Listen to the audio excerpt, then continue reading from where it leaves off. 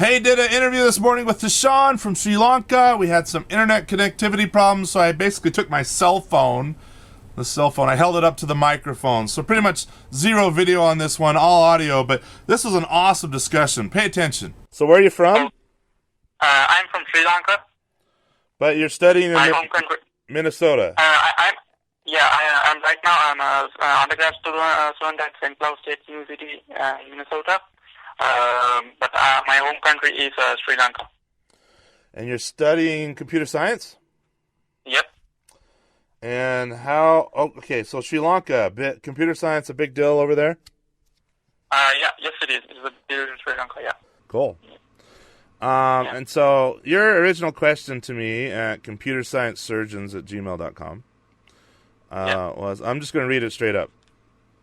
Mm-hmm. Hi, Jamie. My name is Tashawn. I'm a computer science student at SCSU. First of all, I'd like to thank you for making these awesome videos. They really helped in my classes. My question is, what is the best way to get a job in an awesome company? Is it getting good grades in the class and getting graduated with a higher GPA, or making something awesome by yourself, like awesome personal projects or something like that? And that's the end of your email. So is that's still your question? Yep, that's my question. To get a job wherever it is you want to get a job totally depends on the person interviewing and doing the hiring. Okay. So if that person is really excited about grades, then grades are the way to go. If that person is excited about projects or group projects or something, then that's the way to go. So it totally varies depending on where you're interviewing. That said, I can tell you there's a definite trend. When I graduated with my pretty little 4.0 valedictorian status, I thought the world was mine and life was going to be good. Now, I've interviewed several times for several jobs, and guess how many of them brought up my GPA valedictorian? A grade few? Zero. None of them. In fact, they've always looked at my experience. Even my first job coming out of college, they looked at. I had a job. I want to say it's an internship, but it wasn't really an internship. I just had a job in college, and they looked at my .NET programming experience. It was a .NET job. If you're going for a Java shop, same deal. It doesn't matter. But they looked at, you have experience in this and that, and you've built this and that. That's cool. Never, ever did anyone bring up my GPA. So there you go. In fact, I was thinking about the answer to your question before we started here. I keep a group of students on Facebook. There's about 30, 35 of them. And I call them my best students, the ones that totally made a memorable impression on my life over the last decade of teaching. And I've taught a lot of great students, but these guys are like the ones that don't even worry about interviewing them. If they apply for a job at your company, just hire them. Interview is not necessary. And let me tell you, and the criteria for me putting a student in that group is pretty much the criteria you'll find for jumping into any cool, awesome company like I talk about all the time on my YouTube channel. One, they got to be smart. What does smart mean? It means that they can think and most critically solve problems. I don't necessarily care if they know everything in the book, because they're not going to know everything in the book. You can't know everything in the book. And by the book, I mean everything I need you to know to get your job done. But the problem solving is definitely one of the bigger ones. At Newmont University, where I taught for 10 years. I left there recently, and I'm teaching at the University of Utah. But we did a lot of project work at Newmont University, and we were always using the technology in ways that the technology probably wasn't designed to be used. This is very typical in industry, and also what we had to do at the university. And I just say, look, I'd go to these students and say, we gotta solve this problem, that problem. I need this feature, we need that feature. You guys want to build this, blah, blah, blah. And I don't know how to make that happen with this technology, but I have a hunch that I could I have a hunch that we could solve this by maybe looking at this part of it or looking at that part of it, or maybe sometimes it's a technology I've never heard of, and I'll just say, look, I have no idea. You need to go solve it. And that student will disappear. They'll work on the problem for a week or two, and then they'll come back. They're like, Jamie, I figured it out. And they'll show it to me, and okay, I see where we can go with this. Hey, go show the team how you solved that, and let's get the team working on it. Because if the team was awesome, they'd all be like that. But generally, it wasn't like that. The team, they could do what they were told, or they could kind of figure out a few simple problems. But then there was the one or two students on the team that would lead out and could actually solve the problem, make the problem happen. And those are the ones I just think are gold. Because they'll go solve it, and they'll come back and they'll teach their team, and that's called leadership. They're just the best. So you know what's funny about those kind of students? I don't remember any of their grades. Oh. You know, some of those kids that would rock like that. I know. In fact, one of them's at Google. Oh, really? Oh, yeah. He's at Google, and he struggled a lot getting his assignments done. And if I remember right, he struggled a lot on his grades. Yeah, the grades were always an issue. But man, if I gave him something to solve, he'd go solve it and come back with an answer. But I don't remember any of these students' grades. I just remember that, hire them. They're awesome. They solve problems. And almost just as critical, probably more critical actually, they're fun to work with. They're not jerks. They don't have egos. They're humble. They're excited to learn. They'll figure things out. That's that googliness thing that comes up in my videos once in a while. That's awesome. That's awesome. Yeah. So, going back to your question here, let me read it again. My question is, what's the best way to get a job in an awesome company? Getting good grades, I don't see that as, obviously you got to get the grades to get through the university. Like at the University of Utah, we have strict grade entry requirements into the EAE, Entertainment, Arts, and Engineering program. Basically the video game engineering program. We have strict grade requirements. So you got to get the grades there. But then past that, we put the students in projects. They build games. They submit the games for competition. They publish games. They do all that kind of stuff. And at the end of the day, that's the kind of stuff that gets our students seen. The University of Utah department I work with, full awesome team, and the faculty there, they are pushing and publishing and selling and just making face and getting our students seen. It's just amazing how that's set up, and that goes way beyond, oh, that's cute, you got some A's in class. In fact, I think it's so funny. I was so stressed out about my 4.0 in college, thinking, oh, my life's going to be made. I'm either going to make it or break it with this 4.0. And then nobody ever looks at it. I'll tell you what, after teaching for 10 years, I'll tell you what a 4.0 says to me. And I can guarantee you this is what it says to a lot of people. 4.0 means you can follow instructions and get your job done and do the assignment well. Oh, yeah. All right. And you'll do the problem solving. Yeah, if you're my student, you've done a lot of problem solving. If I give you an A, it's because you've solved a lot of problems. But other than that, most of the time, you're just going in, hey, here's an assignment, here's a test, regurgitate, come back. And that's not the skills that we need in industry. We need people that can solve problems. Yeah, that's true. That makes sense. And I get this complaint all the time in my class. Jamie, you're not showing me everything I need to know to solve the assignment. I'm like, yeah, you're lucky I even told you what the assignment is. Does that make sense? Yeah. No one's told me what the assignment is. I got to turn around and I'm the one that has to come up with the assignment in the first place. So anyway. But there's one good thing that good grades do say, but they really only, I think I'm the only one that catches on to this. I don't think I haven't seen this generally in industry. But if you do get good grades, let's say all your classes you get good grades, then that tells me, hey, you'll at least work hard in the topics you're not interested in. Okay. For example, biology for me. I can't stand biology. I get sick in the class. You start talking about blood, I'm passing out. I'm putting my headphones on. I'm turning white. I'm going to walk out in the hallway and just curl up in a ball and cry. All right. But, hey, I still got an A in that class. And so that says to me, hey, Jamie may not like biology, but if we give him something he doesn't want to work on, he'll at least still get it done.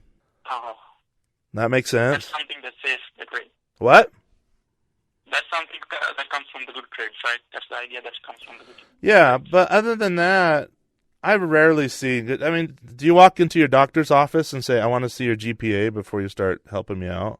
Oh, never. Never. Or the dentist, what is your GPA in school? No.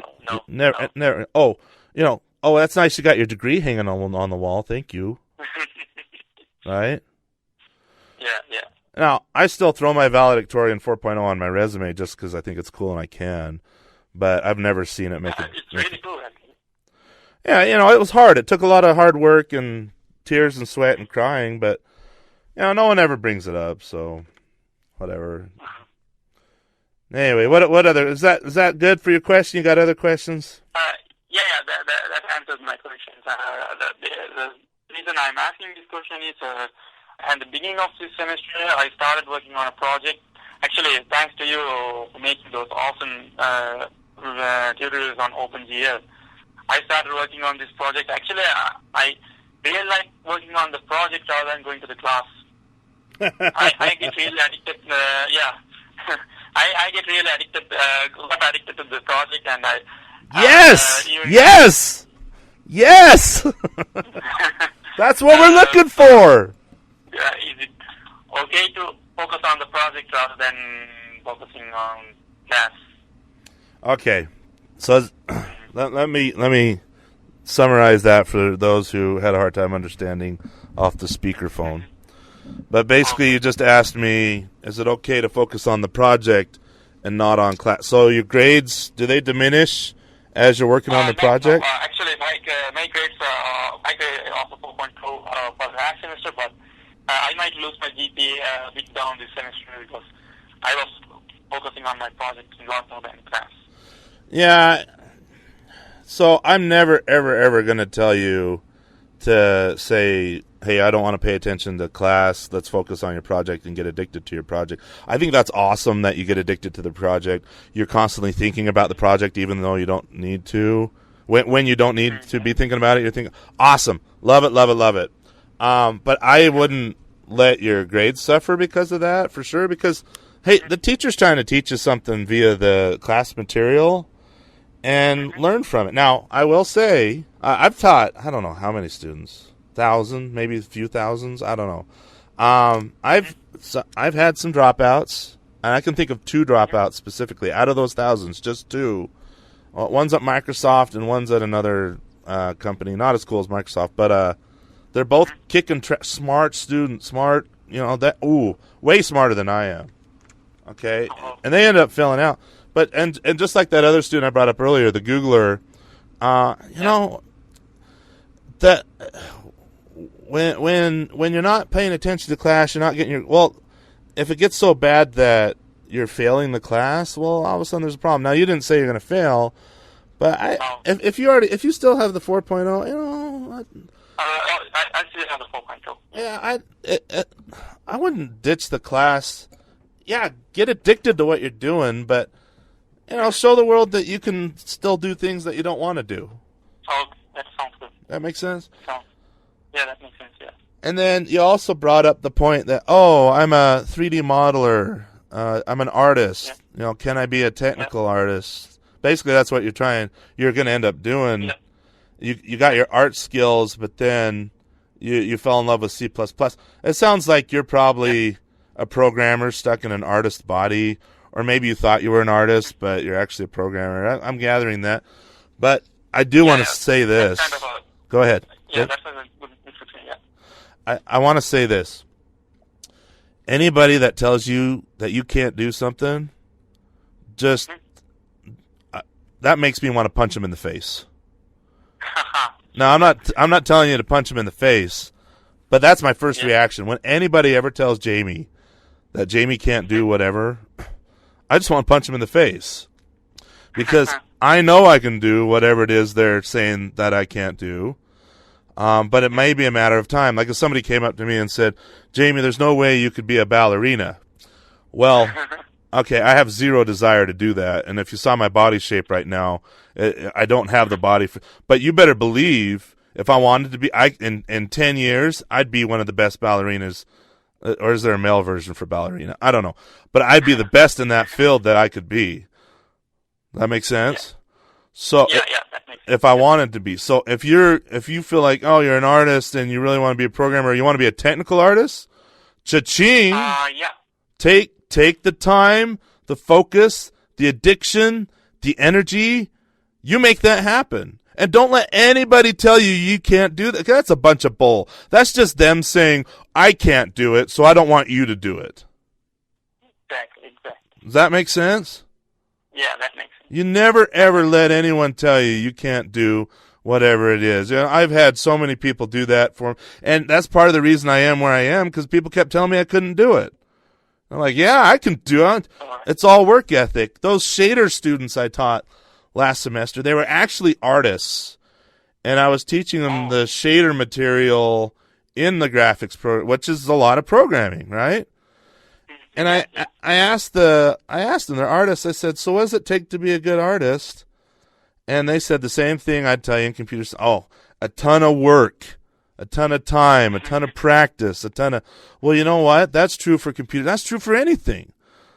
So you may or may not have a natural talent in whatever it is you're trying to pursue, but boy, if you got work ethic, diligence, and focus, yeah, you can pull it off. No problem. Yeah. You know, and that's what they told me it takes to succeed as an artist. And the good artists I've worked, like the Pixar level kind of artists or the EA Games kind of level artists, the ones I worked at EA Games, hours and hours. We have one artist that teaches our art classes up at the University of Utah. Man, that dude's life was Mountain Dew and Maya. All right? Wow. Yeah, you want to talk about a health crisis. He scared me with how much Mountain Dew he'd drink, but he focused so much, and he is good. His art is so good, and I've seen it improve over the years. It's just practice. Anyway, so, and I also get this a lot. In fact, I talked to a technical director. Yeah, it was a technical director, kind of like a technical artist at Blizzard. I talked to him at the Blizzard party. And I said, so tell me, what's the, I hear artist, I hear engineer. Tell me, what does a technical artist do? Because I had a hard time wrapping my head around it. And he said, well, my position at Blizzard is basically making sure that the artists can do what they need to do. And it's streamlined and it's easy. So I can do the art for sure. But a lot of the artists don't have the technical skills. So I can dig down into the code and automate a lot of the things that are repetitive tasks for the artists. And I was like, well, yeah, that's cool. That's cool. And that's cool. He said that having both skills, art and technical, and being good at both, but obviously focusing harder on whichever one your biggest passion is, rare talent. He said it's a rare talent. They have a hard time finding people like that. And when they do, they pay them a lot of money because they're such valuable talent to be cross-trained like that. That sounds awesome. Yeah. That's really awesome. Yeah, totally. I remember being at EA Games, and we had to tweak something, and the artist said, he was standing behind me, he said, hey, open that image up in Photoshop. And I said, I don't even know how to open Photoshop. He's like, never mind, I'll just go back to my desk and because I don't have the skills. But can you imagine if I could open up Photoshop and my students, I had some of them, they work at React Games. You can check out React Games online. And it was is it React Games? React Games, yeah. And the students were there at React Games. And some of them, like one of them's hardcore kind of game designer dude, but he took all my programming classes. He did well in my programming classes. But he ended up doing a lot of game design stuff for React Games. Well, he told me they kind of told him to stay out of the code because he kept going into the code and tweaking the code. And it wasn't a cultural thing being like, oh, there's no way you can touch our stuff. It's just, he'd get in there and just kind of hack away while the engineers had their processes and things like that. Anyway, so, something to be aware of. But it was cool. And then another one of my students at React Games, same kind of deal. They were doing some game design stuff because that's the assignment they got. And they ended up going in and fixing a lot of bugs and tweaking a lot. They get a lot of assignments from React, and where the React thought, "Oh, give them a week or two to fix that problem or fix it." And she come back within an hour or two. Okay, I found the problem, I fixed it. Now what? And it was all in code. And they're like, "Wow, these guys can game design and they can code. That's amazing." And if they have to open up Maya and Photoshop, because I had them take an art class from my buddy I was talking about. Anyway, they could do that. They could totally open up and unleash. Oh, that's awesome. Yeah, so, I've worked with guys that they just want to pigeonhole themselves and get stuck in one thing, which is great. You want to be the best there, go for it, no problem. But I've also worked with guys who are cross-trained, are really awesome at something, but then very good at a lot of things, and just some awesome talent there. And if you're not a jerk on top of that, boom. Yeah. Golden. Yeah, that's true. Anyway, answer your questions? Yeah, perfect. Yeah. I know I've done all the talking here, but, I have all this experience in my head. I just want to get it out on YouTube. And all right. Hey, if you got more questions or whatever, you ping me on email. We can do this again. But sure thing. I have a lot of questions to ask, but I think I emailed you sometime, and we can get back to it. Yeah, we can do another hangout. Just as you get questions, just throw them at me. We can do. Yeah. I can answer these questions all day long. Okay. Yeah. Okay. Have a good one. Okay. Thank you very much, Jamie. Yep. You have a good day. Bye-bye.